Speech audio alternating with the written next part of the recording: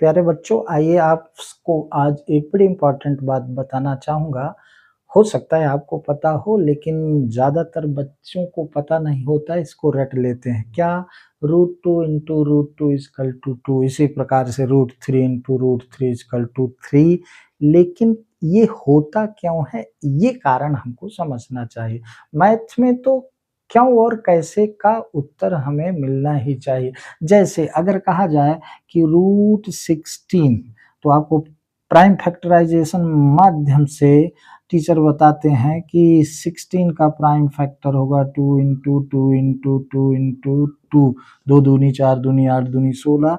ये रूट में है तो ये जोड़ा बाहर आ जाएगा, तो ई जोड़ा में से एक ठो 2 बाहर आ जाएगा, इंटू ई जोड़ा में से एक ठो 2 बाहर आ जाएगा, इसलिए 4 हो जाएगा। तो √16 इक्वल टू हुआ 4। लेकिन प्रश्न ये उठता है कि ये जोड़ा में से क्यों बाहर आता है, जोड़ा में से क्यों आता है? तो इसका रीजन है, चूंकि यहाँ स्क्वायर रूट है और स्क्वायर रूट को यहाँ लिखा नहीं जाता, यहाँ साइड की पावर होता है 2। अब देखें, जैसे √2 है तो यहाँ √2 में ये साइड की पावर 2 है, इंटू √2 में ये साइड की पावर 2 है।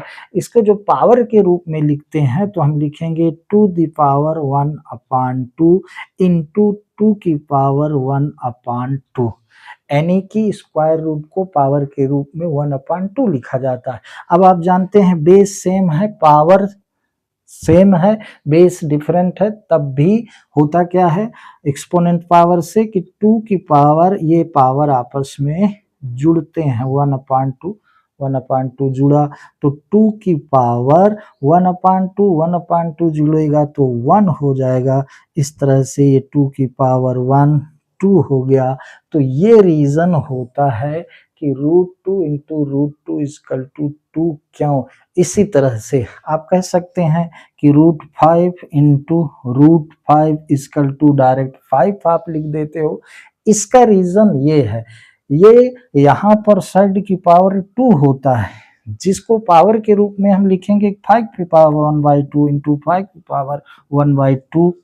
अब चूंकि यहाँ मल्टीप्लाई है तो बेस सेम है, पावर सेम है, तो आपस में जुड़ते हैं तो वो 1 हो जाएगा। इस तरह 5 पावर 1 इक्वल टू 5। ये है इसका रियल कारण। तो मैथ में हमको कारण जान करके पढ़ना चाहिए। Okay, thank you.